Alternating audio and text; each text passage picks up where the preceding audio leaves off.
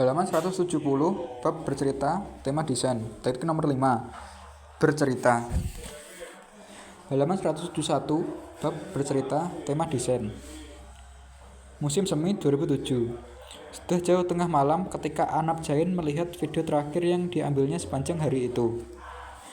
Ia mengerjakan film-film pendek untuk Colebrook Boson Saunders, seorang desainer dan pabrikan peraih penghargaan aksesoris perabotan kantor. Anap adalah seorang pendongeng dan desainer, dan film yang digarapnya merupakan sebuah proyek untuk membantu Colebrook Boson Saunders memahami bagaimana masa depan pekerjaan dan tempat kerja seharusnya terlihat. Agar masa depan ini nyata, ia menemukan 3 pelaku utama dan membawanya ke tahun 2012.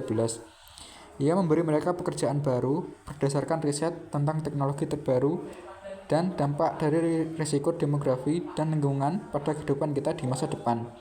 Kemudian, film ini memperlihatkan masa depan itu. Akan tetapi, bukannya menggambarkan tahun 2012, Anap justru mengambil peran sebagai pendongeng. Ia mengunjungi lingkungan masa depan ini dan mewawancarai ketiga pelaku utamanya.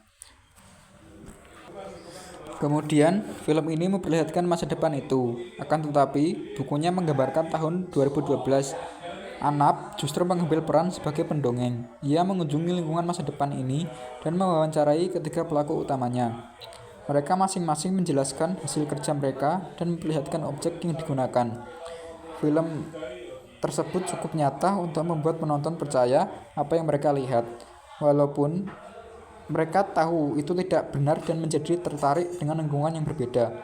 Hal seperti itulah yang dicari oleh perusahaan-perusahaan yang mempekerjakan Anap Jain, seperti Microsoft dan Nokia, yaitu cerita yang membuat potensi masa depan menjadi nyata. Halaman 172 bab bercerita, tema desain. Nilai bercerita. Sebagai orang tua, ada kalanya kita membacakan cerita untuk anak-anak kita. Cerita yang sama dengan yang kita dengar ketika kecil. Sebagai kolega, kita berbagi gosip mengenai organisasi terbaru. Sebagai teman, kita menceritakan kisah kehidupan pribadi kita. Entah bagaimana, hanya dalam peran sebagai pembisnis kita berusaha tidak menggunakan cerita. Hal ini sangat disayangkan. Kapan saat terakhir Anda mendengarkan cerita yang digunakan untuk memperkenalkan dan mendiskusikan isu bisnis? Bercerita merupakan seni yang dianggap remeh dan tidak banyak digunakan dalam dunia bisnis.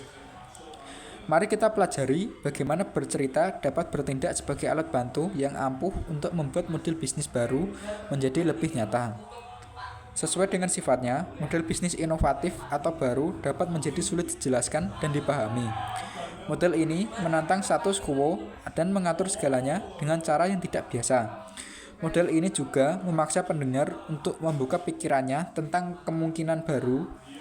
Resistensi adalah salah satu reaksi yang mungkin dihadapi oleh model yang tidak biasa. Karenanya, sangatlah penting untuk menjelaskan model bisnis baru dengan cara yang dapat mengatasi resistensi. Seperti halnya kanvas model bisnis yang membantu Anda membuat sketsa dan menganalisis model baru. Bercerita juga akan membantu Anda berkomunikasi secara efektif tentang apa yang dimaksud oleh model itu. Cerita yang baik mengikat pendengarnya. Dengan begitu, cerita merupakan alat bantu ideal untuk mempersiapkan diskusi mendalam tentang model bisnis dan logika yang melandasinya. Bercerita mengambil keuntungan dari kekuatan kanvas model bisnis dengan mempercayai apa yang kita lihat di dalam sesuatu yang asing. Halaman 173 bab bercerita, tema desain. Halaman 173 bab bercerita, tema desain. Mengapa bercerita? Memperkenalkan yang baru. Ide model bisnis baru dapat muncul di mana saja dalam suatu organisasi. Beberapa ide mungkin bagus, beberapa mungkin biasa saja, dan beberapa mungkin benar-benar tidak dapat digunakan. Akan tetapi, sekalipun hebat, ide model bisnis mungkin saja menemui tantangan yang berat untuk dapat melewati lapisan-lapisan manajemen dan menemukan jalannya ke dalam strategi organisasi. Melemparkan ide model bisnis baru ke manajemen dengan efektif adalah krusial. Disinilah cerita dapat membantu. Pada intinya, manajemen tertarik pada angka dan fakta, tetapi cerita yang tepat dapat memenangi perhatian mereka. Cerita yang baik merupakan cara menarik untuk dapat dengan cepat menguraikan ide yang luas sebelum terperangkap dalam detail. Selanjutnya, melempar ke investor. Jika Anda pengusaha, akan ada saat ketika Anda harus melemparkan ide atau model bisnis kepada investor atau pemegang saham potensial lainnya.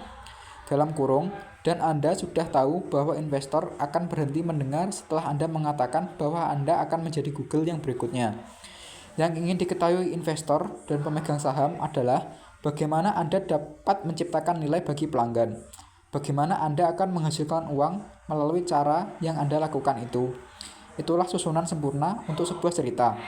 Cerita merupakan cara ideal untuk memperkenalkan usaha dan model bisnis Anda sebelum menjadi rencana bisnis. Selanjutnya, melibatkan karyawan.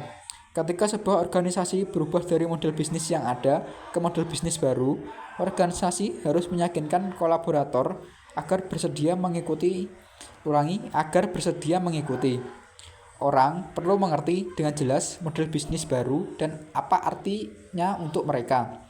Singkatnya, organisasi perlu melibatkan karyawannya. Itulah yang membuat presentasi PowerPoint berbasis teks konvensional seringkali gagal. Memperkenalkan sebuah model bisnis baru melalui presentasi berbasis cerita yang menarik, dalam kurung, disampaikan dengan PowerPoint, gambar-gambar, atau teknik lainnya. Jauh lebih mungkin akan didengarkan. Menangkap perhatian dan rasa ingin tahu, orang akan membuka jalan untuk presentasi dan diskusi mendalam tentang sesuatu yang tidak biasa.